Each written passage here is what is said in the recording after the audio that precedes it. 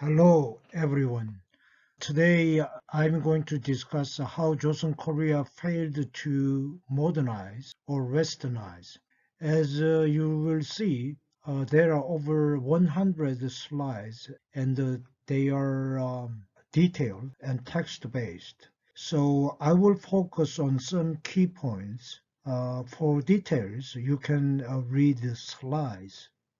When Qing China began its version of modernization, self-strengthening movement after the Taiping Rebellion, Joseon Korea also found a chance to reform the system. It started with the rise of Daewongun to power. In 1864, King Gojong ascended the throne at the age of 12.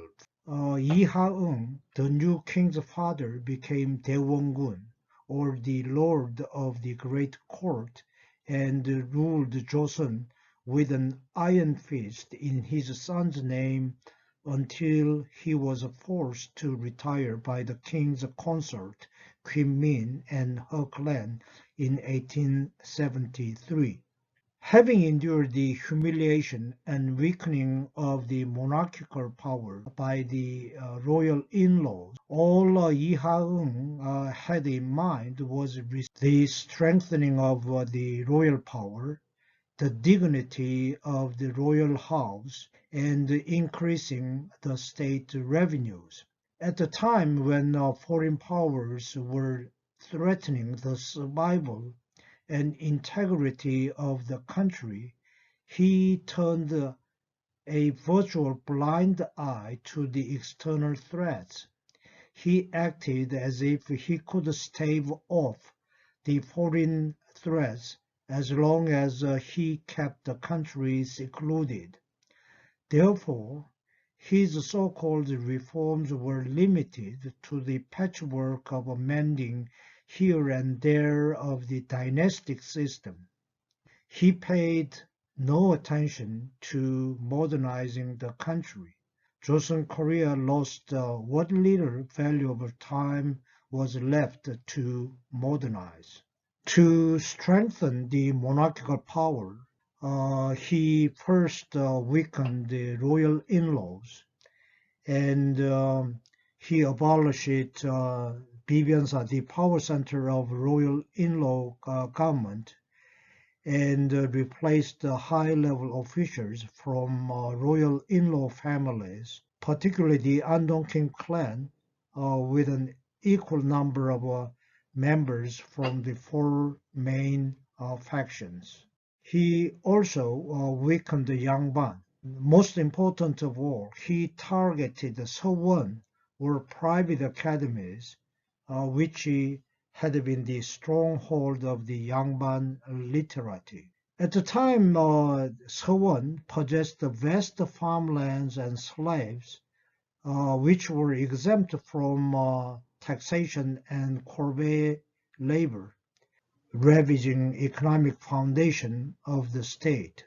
In 1868, Daewongun levied taxes on the Sewon lands. In 1871, he shut down more than 1,000 academies, leaving only 47 open. He also tried to beef up the state revenue by equalizing tax burdens among the entire population. So Yangban had to pay taxes now. He also reorganized the existing grain loan system, which had been a big source of popular grievance. So he put an end to the plundering of the corrupted local officials and functionaries. And then he tried to enhance the image of the royal house.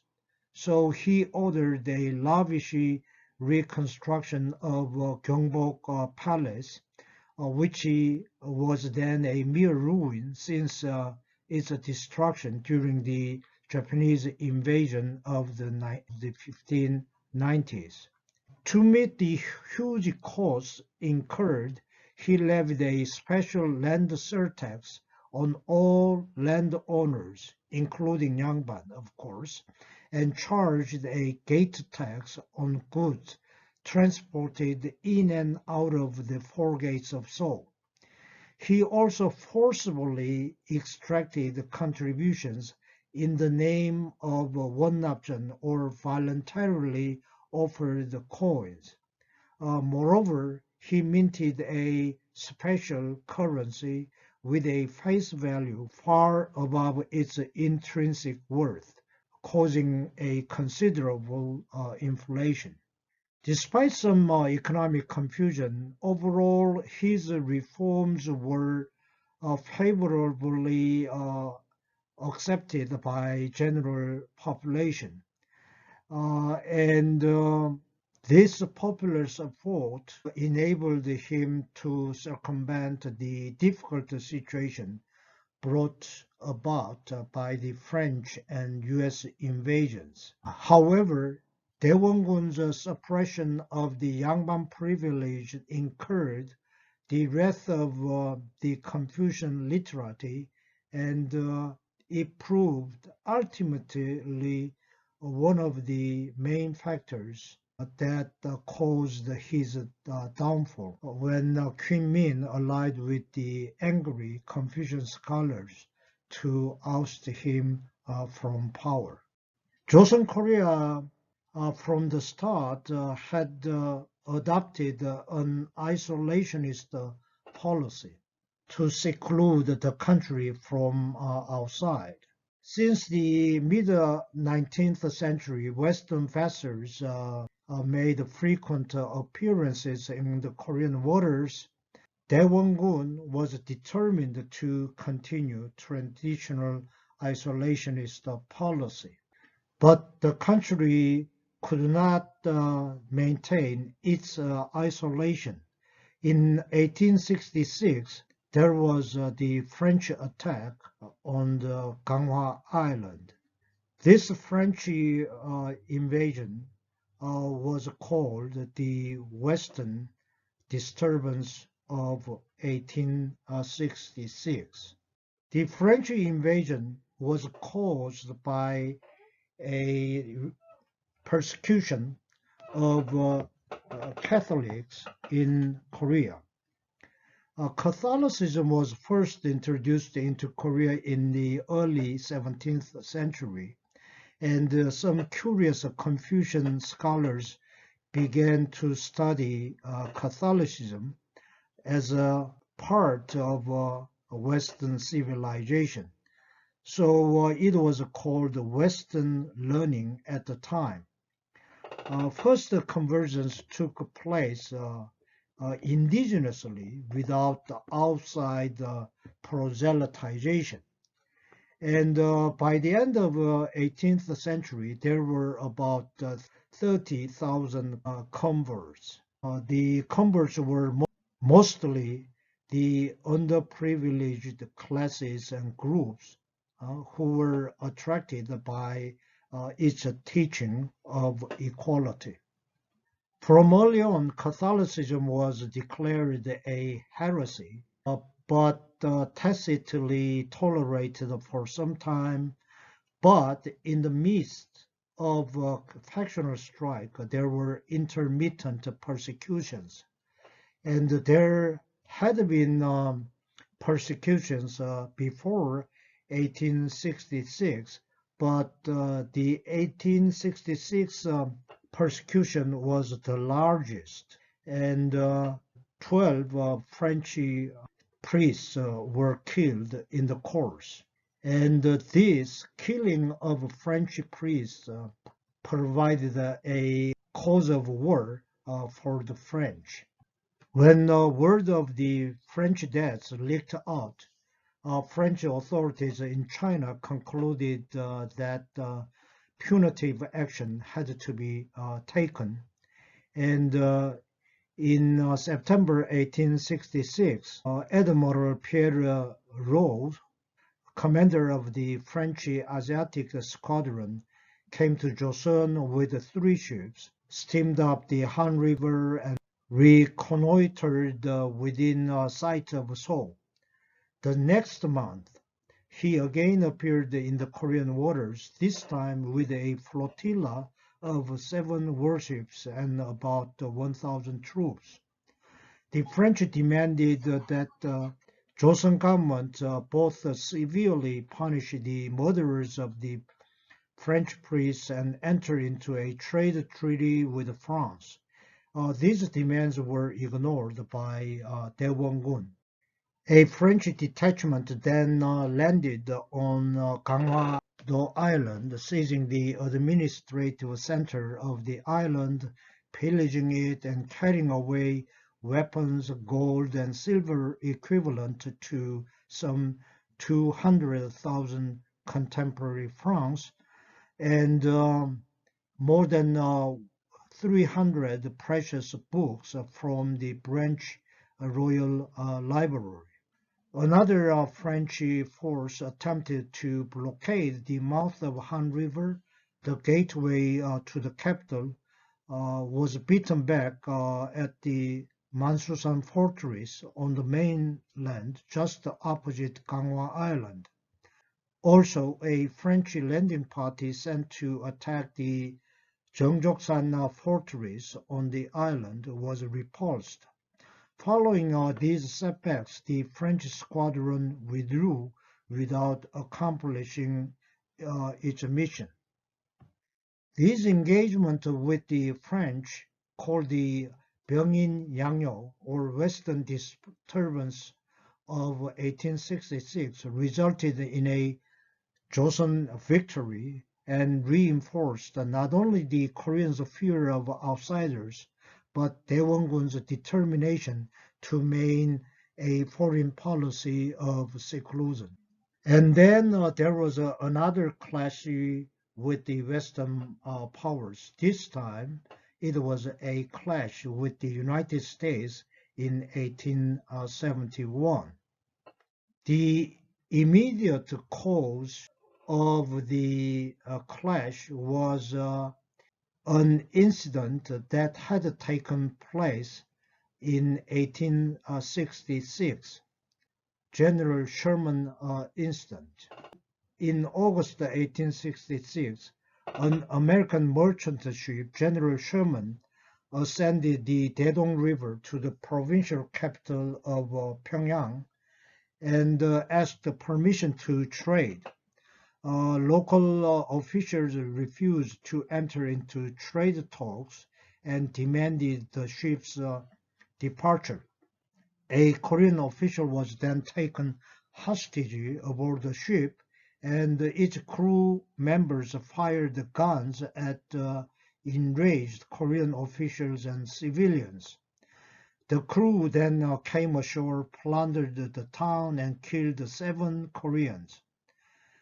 The governor of Pyongan province ordered his force to destroy the ship, and when the General Sherman ran aground on a sandbar, and the Korean forces burned the ship and killed the ship's entire crew of 23. In 1871, 5 years after the General Sherman debacle, the U.S. government dispatched a naval expedition to Joseon Korea, using the incident as a pretext to force Joseon to enter into a commercial treaty.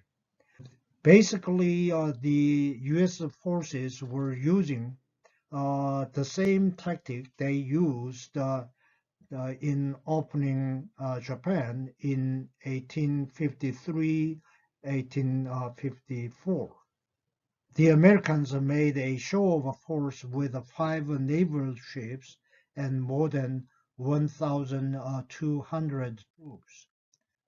While the Americans were waiting for the answer from the capital, the coastal artillery fired upon the Americans. Although no Americans were killed or seriously injured, leaders of the U.S. expedition interpreted this incident as an unprovoked attack upon the U.S. flag and demanded an apology. When their demand was ignored, the Americans attacked the Korean fortifications and then landed 759 Marines and sailors along the southeastern coast of the Ganghwa Island. They quickly advanced upon the Joseon force in the vicinity.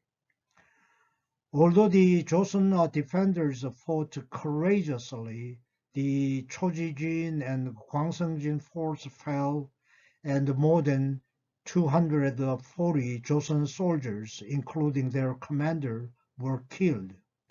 The U.S. forces suffered 13 battle casualties, including 3 dead.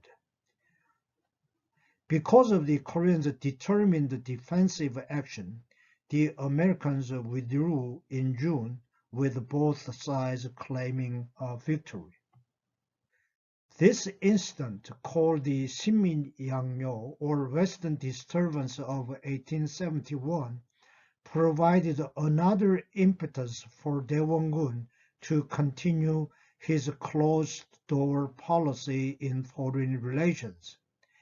Exultant at the victories over the invading French and American forces, Daewongun and his government were filled with even greater anti-foreign spirit than ever before.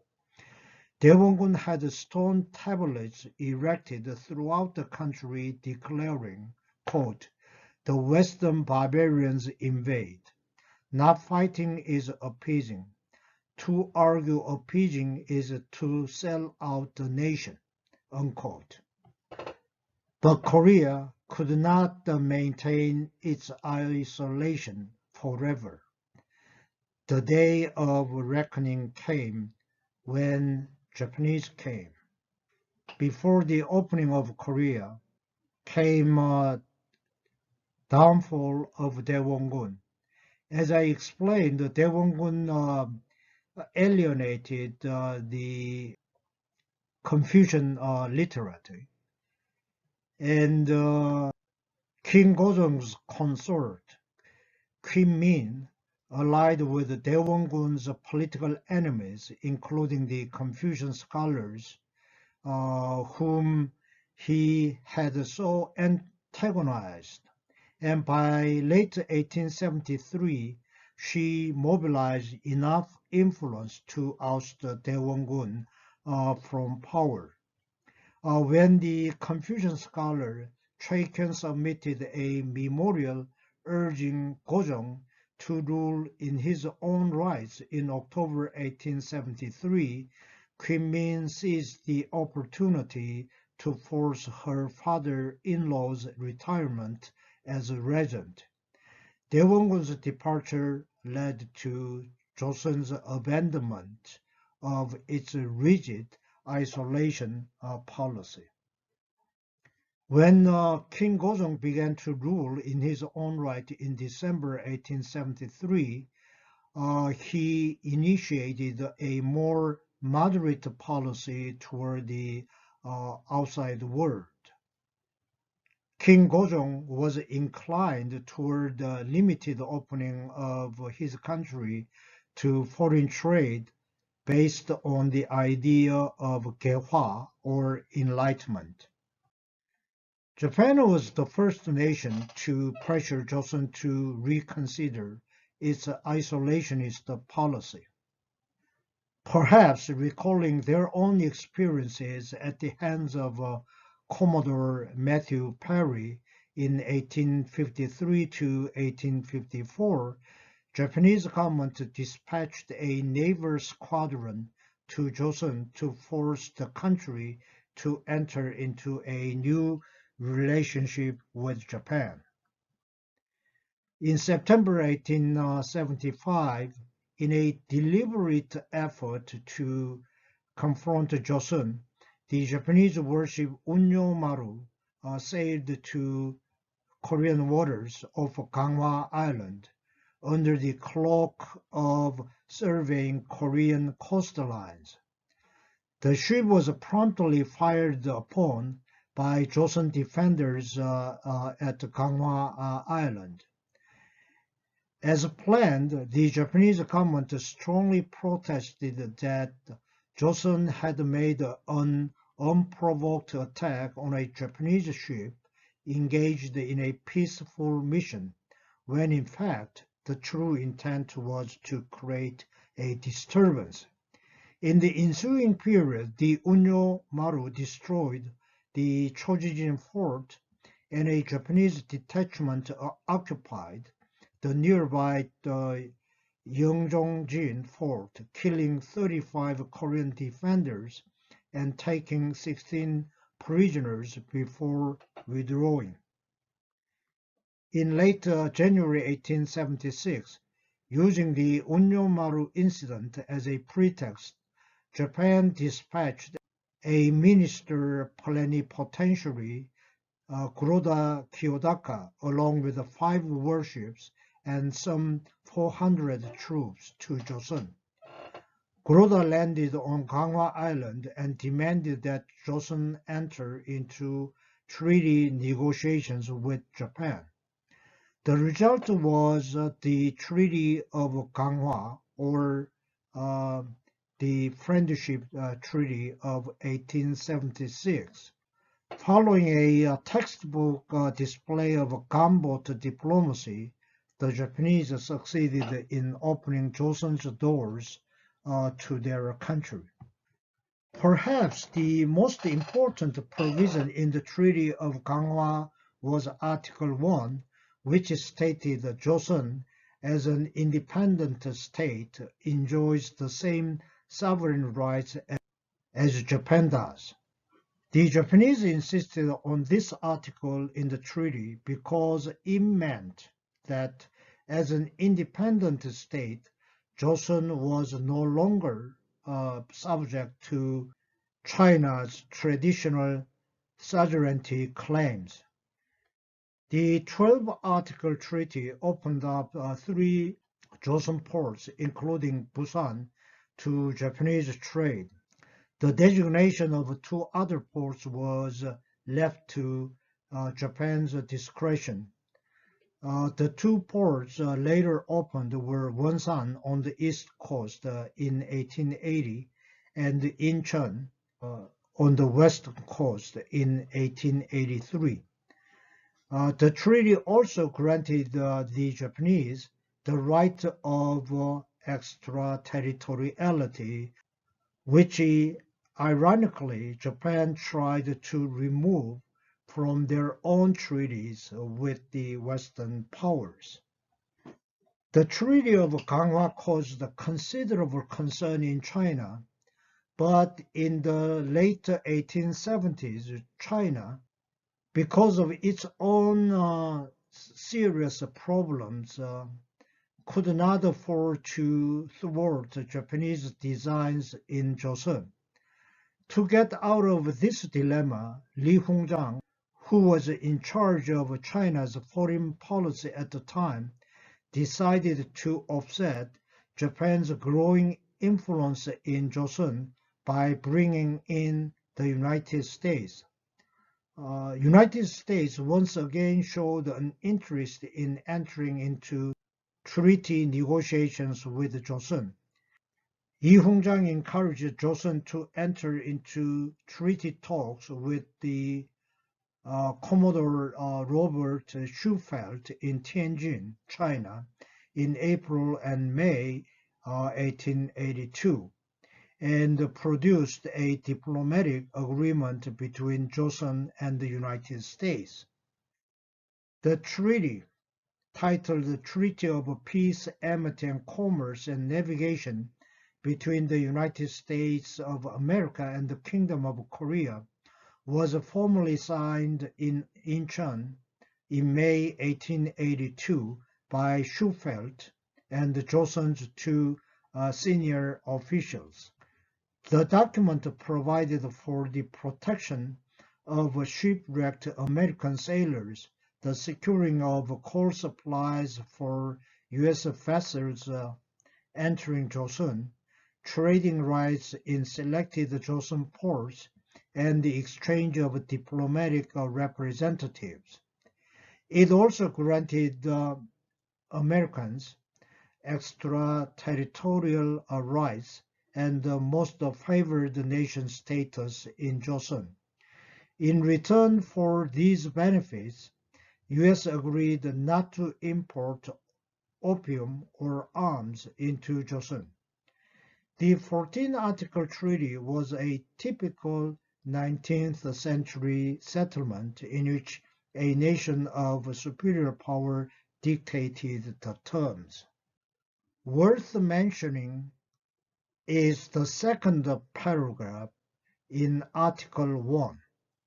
The paragraph in the English language version stated, quote, "If other powers deal unjustly or oppressively with either government, the other will exert their good offices on being informed of the case to bring about an amicable arrangement, thus showing their friendly feelings," unquote. The Korean version, written in classical Chinese, used the term 필수상조, meaning shall surely render mutual aid. The Koreans took this as a firm commitment by the United States to come to Korea's aid if its sovereignty and independence were threatened. To Americans, however, this statement was nothing more than an expression of friendship between nations. Over the next 2 decades, King Gojong earnestly tried to persuade the United States to implement the clause according to the Korean interpretation, but without success. The treaty between Joseon and the United States became the model for all treaties between Joseon and other Western powers. Joseon signed trade and commerce treaties with Great Britain and Germany in 1883, with Italy and Russia in 1884, and with France in 1886. Subsequently, commercial treaties were signed with among others, Austria, Belgium, and Denmark. Thereafter, Joseon was plunged into a whirlpool of international rivalries, with imperialist intrusions and ensuing struggles for supremacy among foreign powers that ended in Japan's annexation of Joseon in 1910. After opening, Joseon pursued a policy of enlightenment, which aimed at achieving national prosperity and military strength through the doctrine of Dongdo-segi, or Eastern ways and Western tools. To modernize their country, they tried to selectively absorb Western technology while preserving their country's cultural values. Basically, the Enlightenment policy of Joseon Korea was similar to Qing China's self-strengthening movement. The Joseon government first launched administrative reforms modeled after the Chinese reforms. Joseon also began modernizing its troops and military organization, and in 1881, the Joseon government organized the Belgigun, or Special Skills Force, with 80 recruits instructed by a Japanese officer. The government also sent out several observation groups to gather the knowledge of foreign nations, and upon their return, these groups recorded their experiences so they could be used to pursue a policy of enlightenment. The 1880 envoy to Japan presented King Gojong with a booklet titled Chaoshen Chulye, or Strategy for Joseon, written by Huang Junxian, a counselor in the Chinese legation in Japan. In the treatise, Huang advised Joseon to accept Western institutions and technology for modernization. More importantly, he proposed that in view of the potential Russian threats, Joseon should strengthen itself by maintaining close ties with China and Japan and allying with the United States. Gojong generally agreed with its policy recommendations, and he even ordered his officials to circulate copies of the Strategy for Joseon among Confucian literati throughout the country. But King Gojong's Enlightenment policy faced steep opposition. The Confucian literati believed that Confucianism was the only valid system of belief, and that the civilizations based on any other ideology should be excluded from their country. Since the Western Disturbance of 1866, they propounded the doctrine of Wijeong Cheoksa, or the doctrine of defense of orthodoxy and rejection of heterodoxy. The term Jeong, or orthodoxy, referred not only to Joseon, but to the entire country's traditional Confucian values, and Sa, heterodoxy, referred to all of Western civilization as well as the Western powers and Japan. When the strategy for Joseon was in wide circulation on Gojong's orders in late 1880, the members of Wijeong Cheoksa movement again became agitated. They immediately organized mass protest movement. They even plotted a police coup to replace the king with his illegitimate elder brother. The government's open-door policy benefited government officials in Seoul and merchants in treaty ports, at least for a short time. On the other hand, a steep increase in rice prices followed the export of large quantities of grain, especially rice, and spread misery among the lower classes in Seoul. The traditional military units also were financially distressed. King Gojong and his Enlightenment-oriented government discriminated against the veteran soldiers while favoring the new elite Belgigun, or Special Skills Army. In July 1882, infuriated soldiers revolted after not being paid for 13 months. It was disclosed that depot officials of the Seonhaecheong, which administers grain taxes, embezzled the rice intended for soldiers' salaries. Many inhabitants of the slum sections in Seoul took sides with the mutinous troops. The mutineers killed Min Gyum-ho, Queen Min's nephew and superintendent of the Seonhaecheong. They tried to kill Queen Min as well, but she managed to escape to the countryside in disguise.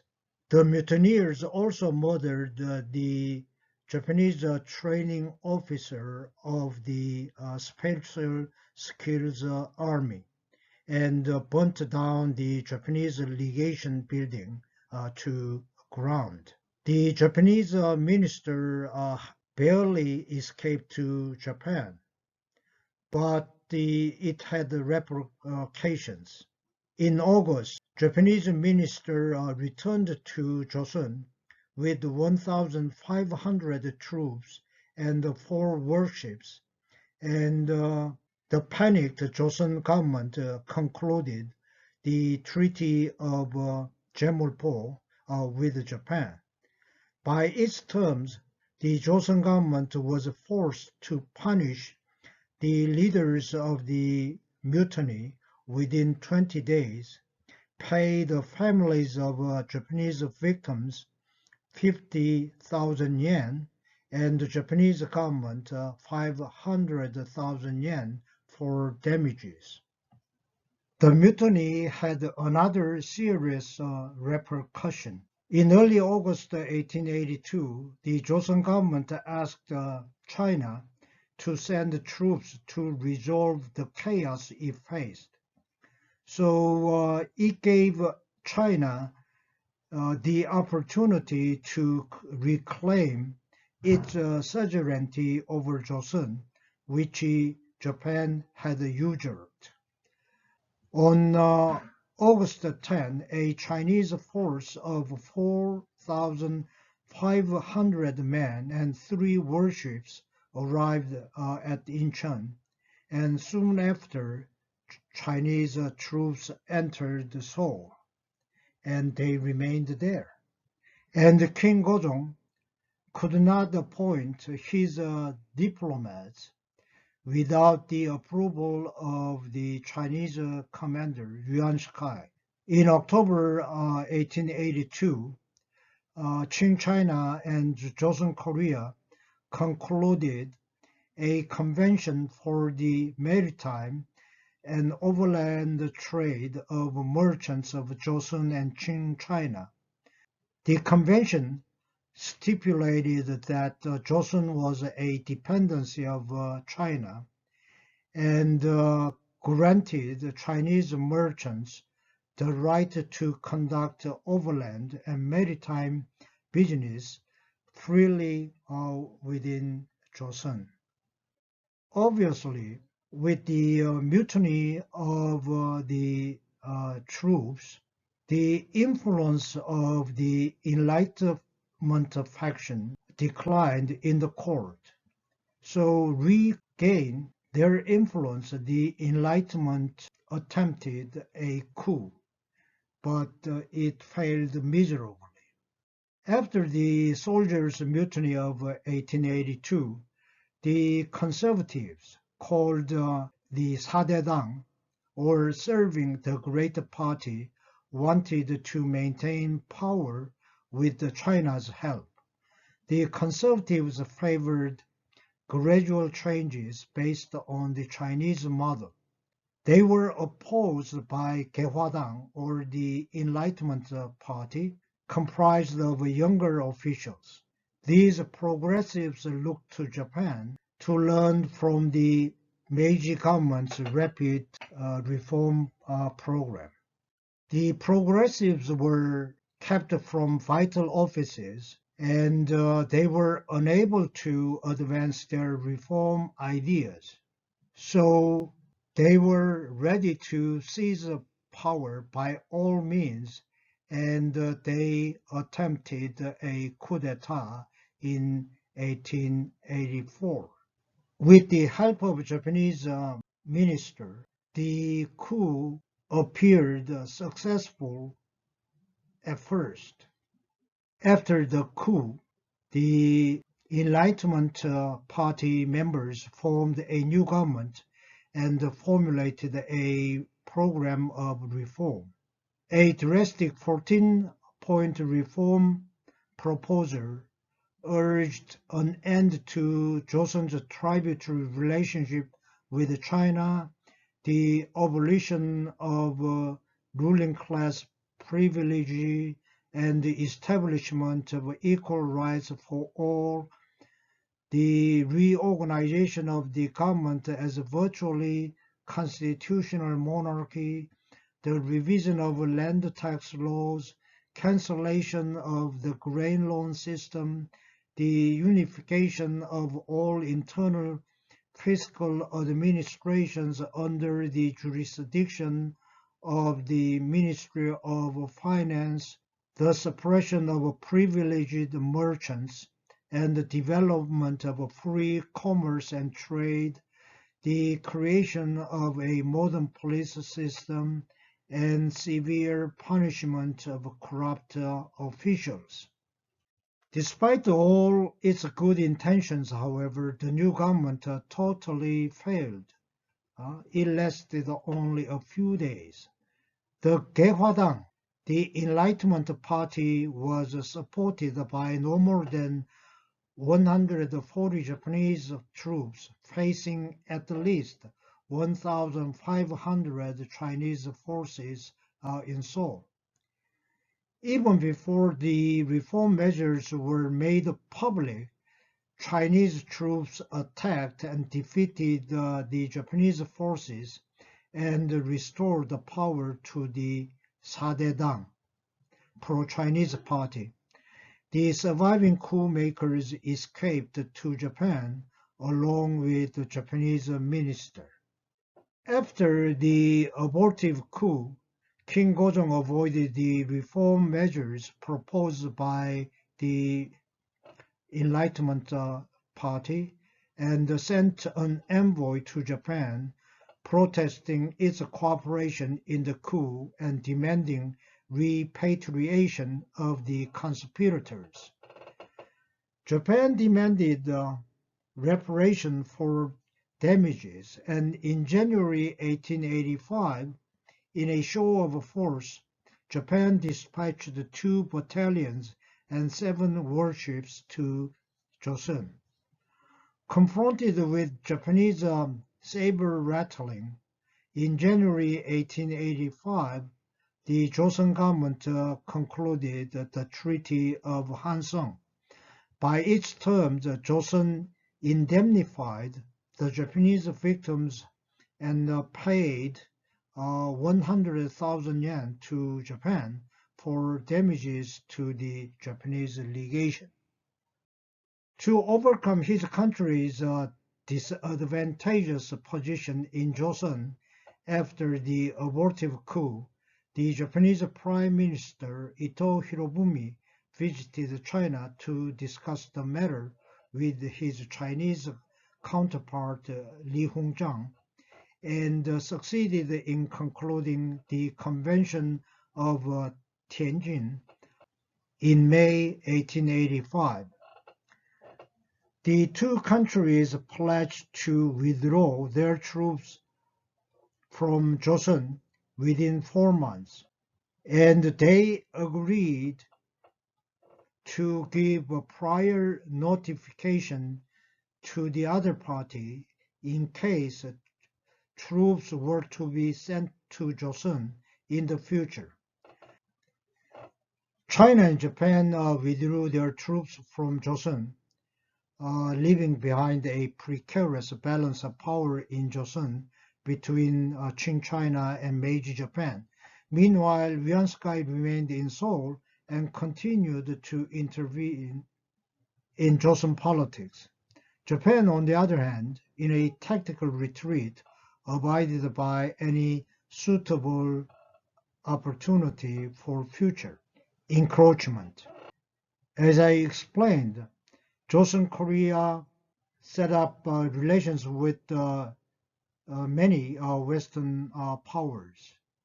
And in addition to Qing China and Meiji Japan, some other foreign powers also figured important in Korean politics and international relations. Ever since the coup d'etat of 1884, China enjoyed an overwhelmingly dominant position in Joseon Korea, and King Gojong tried to free his kingdom from Chinese domination by using the American help. The king wanted to employ several American advisors in the Joseon government and encouraged U.S. investment and trade to induce and strengthen U.S. interest in Joseon Korea. As a result, the Americans invested in railroads, streetcars, a telegraph system, and Unsan gold mine. However, the United States had concluded by this time that Joseon was of less value economically and strategically than it had expected, and therefore the United States increasingly distanced itself from the kingdom.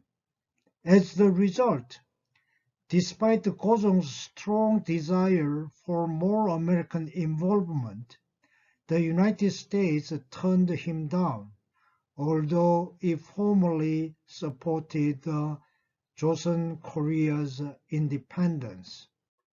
The U.S. reluctance led King Gozong to turn to Russia.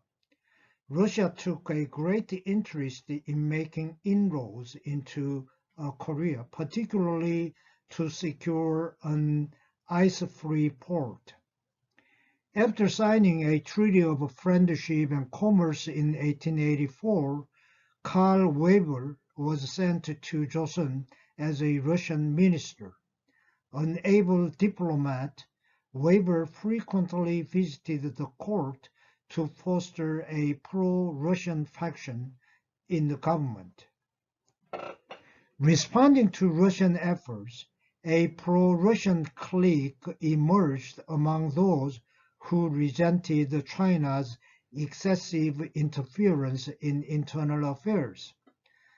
This development was further accelerated by Mellendorf, King Gozong's special advisor on foreign affairs.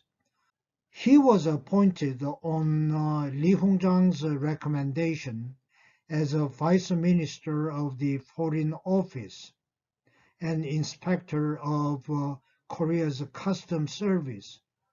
But Mellendorf tried to free Joseon from China's control by allying the kingdom closely with Russia. Russian inroads into Joseon aroused uneasiness in Great Britain, which at the time was dealing with Russia's southward advance into Asia Minor, among other places. Therefore, in April 1885, British went as far as occupying an island off the southern coast of Korea to defend against Russia in case of an Anglo-Russian war. With China interceding, and after 2 years of negotiation, the British finally evacuated the island in March 1887, on the condition that no nation would be permitted to seize Joseon's territory. So by the early 1890s, Joseon became the focus of a three-way power struggle between China, Japan, and Russia. In its effort to preserve its political independence and territorial integrity, the Joseon Kingdom's only weapon was to play off one powerful nation against another. But Korea was again engulfed in an implosion which led to a major military clash between Qing China and Meiji Japan. Donghak, or Eastern Learning, was founded by a frustrated Yangban scholar, Choi Jae-woo. in reaction to the Western learning, which was Catholicism. And the religion was a product of misery and frustration of the ordinary people of the time. Its doctrine was an amalgam of Confucianism, Buddhism, Taoism, Shamanism, and even Catholic practices. The religion preached humanitarianism and the equality of all human beings, which was a revolutionary idea in the hierarchical Confucian society. By the time of the Donghak Rebellion in 1894, there were hundreds of thousands of Donghak adherents across the country, especially in the southern provinces of Jeolla, Gyeongsang, and Chungcheong. And by the early 1890s, Joseon Korea was ripe for a peasant rebellion as the result of kingdom's deteriorating economic and social conditions. In addition to the corruption, as the country opened for foreign trade, the peasants' plight deepened. Finally, in February 1894, more than 1,000 peasants seized the Gobu County office, punished corrupt functionaries, returned illegally collected tax rights to the taxpayers, and took weapons from the armory.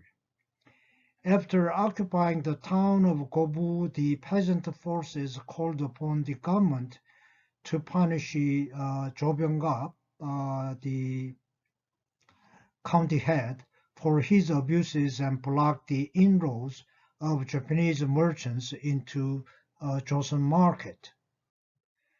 Thoroughly alarmed, the government dispatched a specially empowered inspector to investigate the incident. But the inspector tried to place responsibility for the uprising on the Donghak movement and was intent on ferreting out and punishing Donghak members.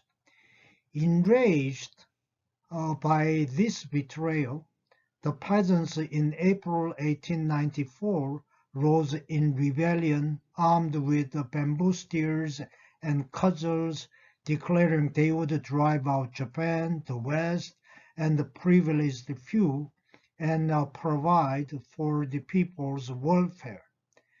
As peasants from the neighboring areas joined forces with the Donghak rebels, their ranks swelled to some 8,000.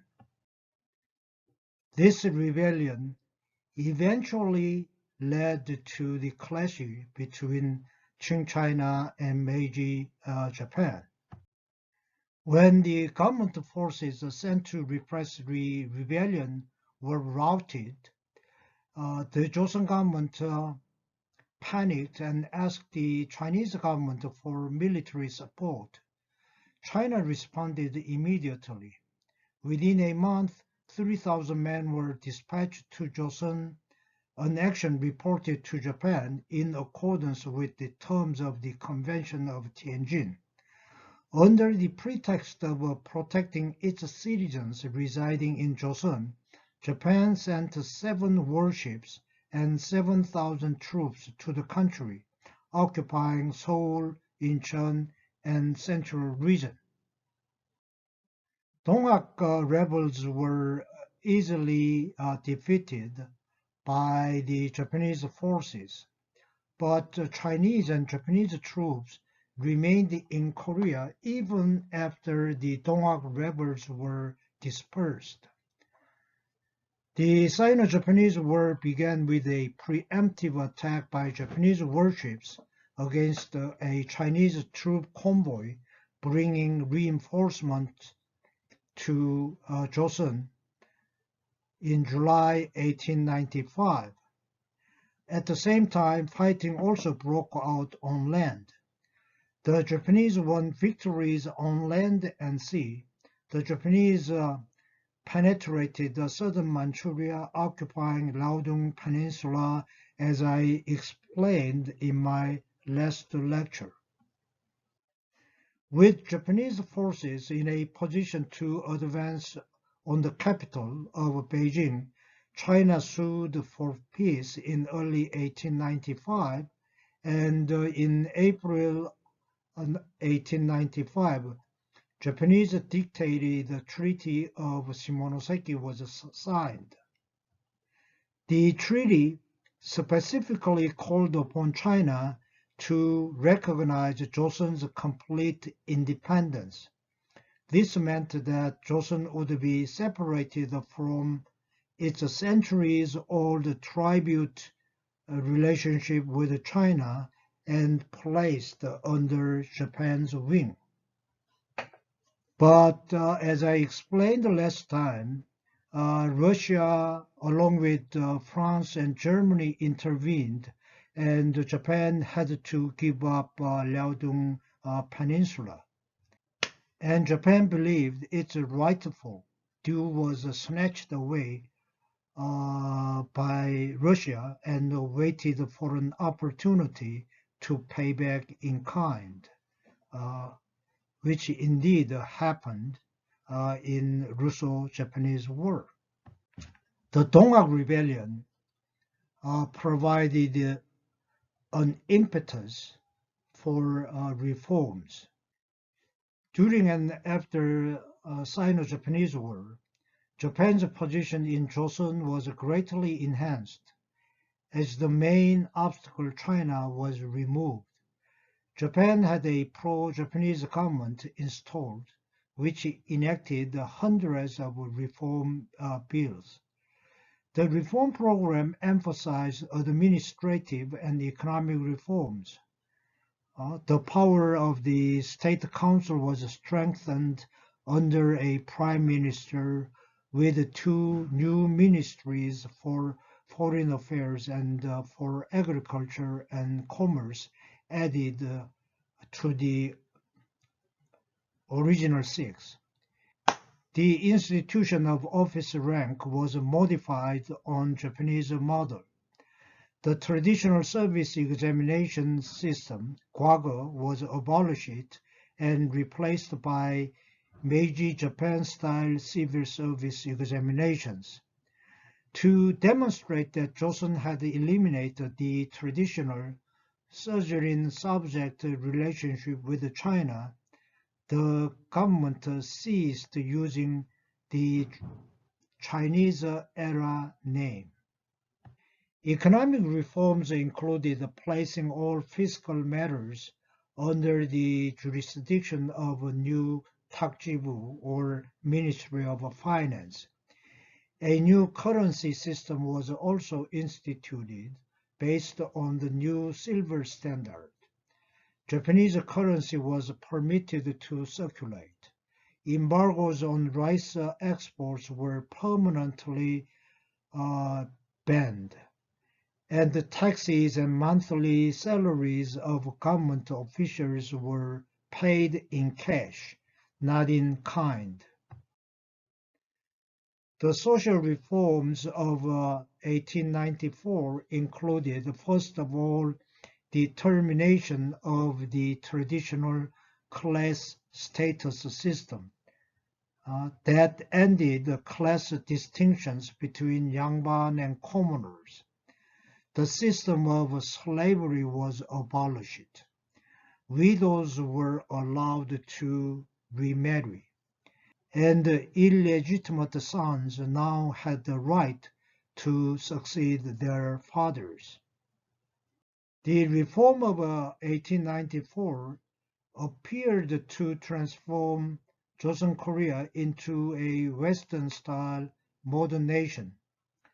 but the reform program actually facilitated Japanese penetration into Korea.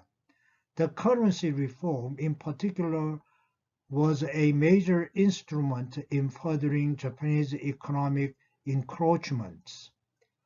Moreover, the reform of 1894 did nothing to ensure the military manpower resources and the new weaponry essential to the security of a modern state.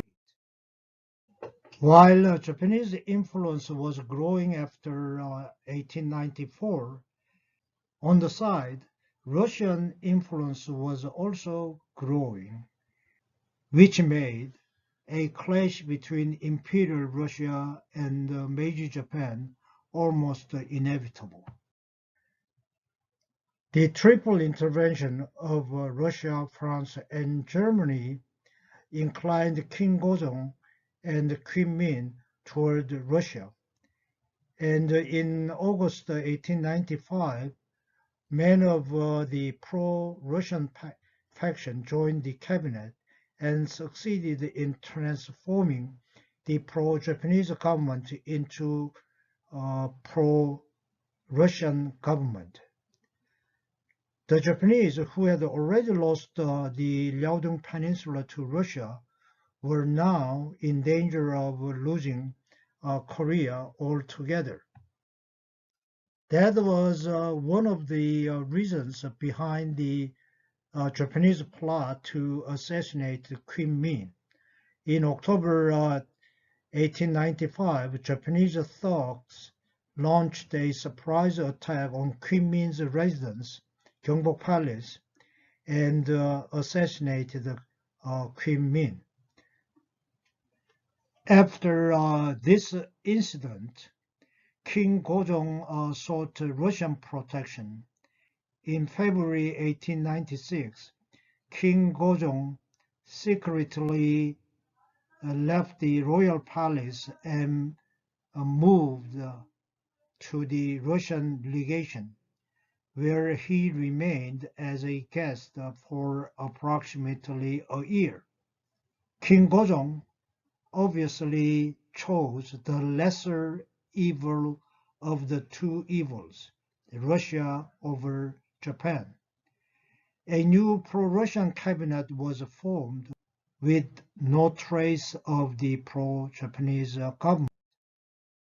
While King Gojong was in the Russian delegation for almost a year, the Joseon government was under strong Russian influence, with the Russian advisors and military instructors replacing their Japanese counterparts.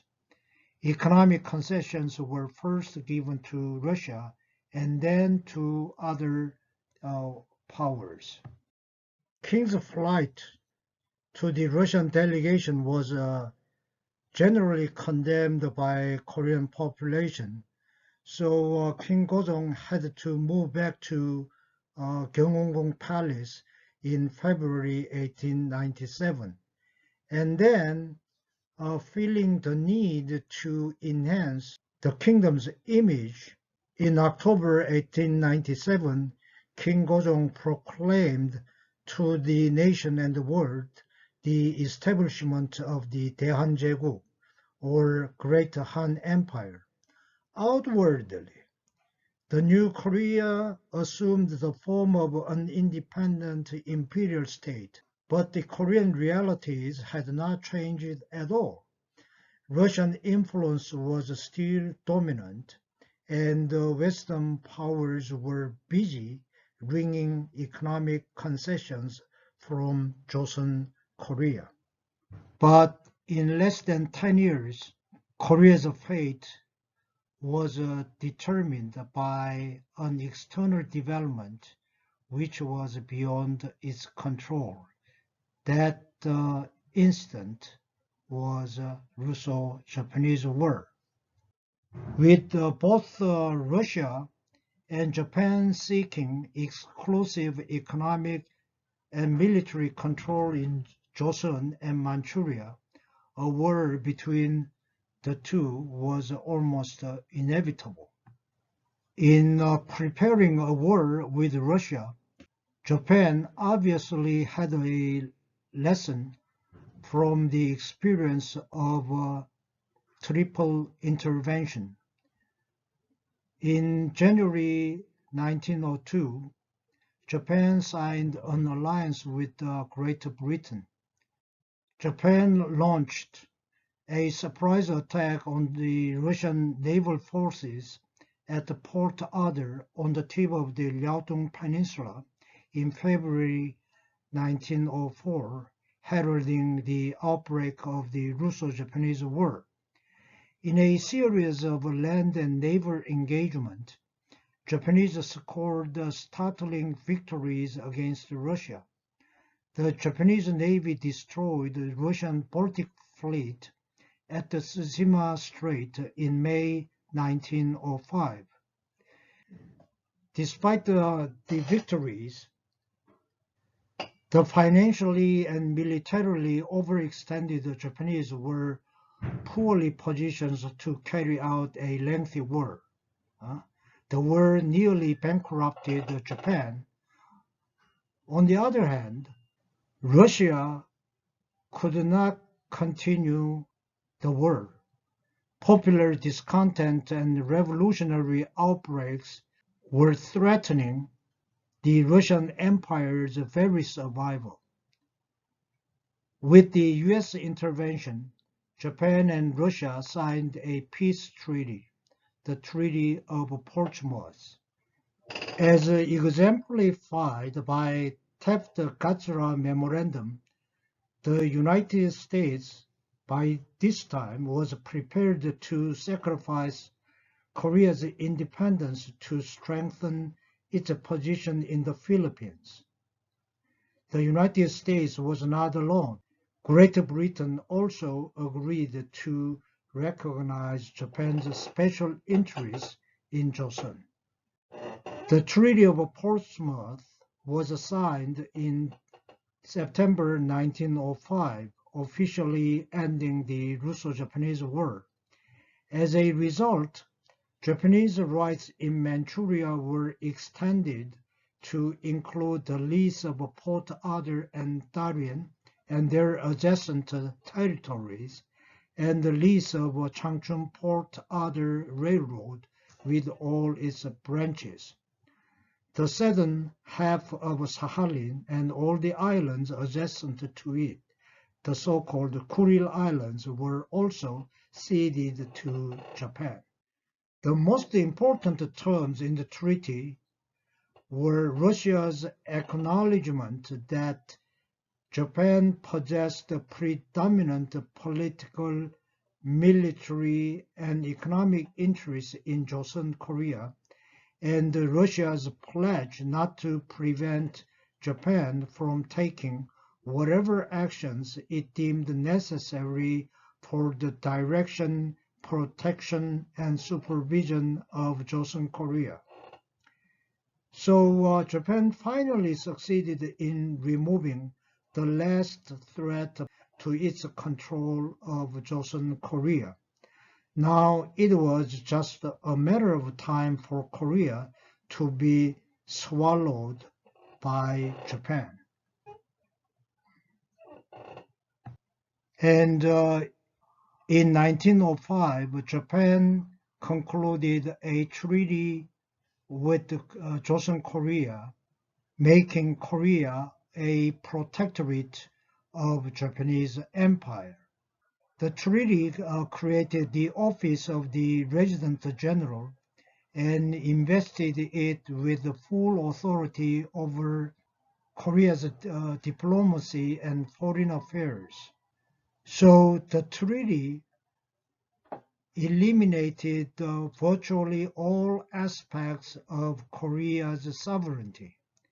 Ito Hirobumi, former Prime Minister of Japanese Empire, became the first Resident General in March 1906.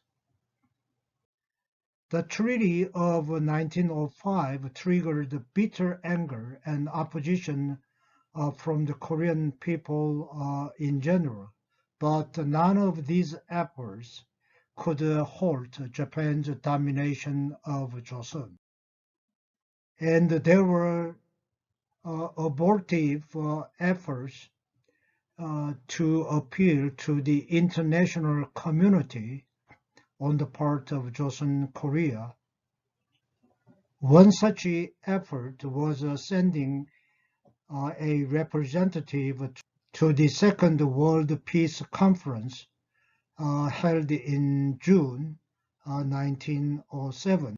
But the conference rejected Korean delegates on the grounds that Korea did not have any authority over its own foreign affairs.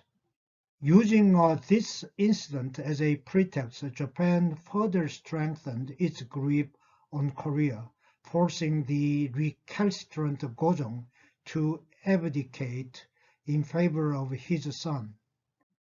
And Japan forced upon the new king the so-called Seven-Article Treaty, which authorized the Japanese resident general to interfere in all matters of internal administration as well.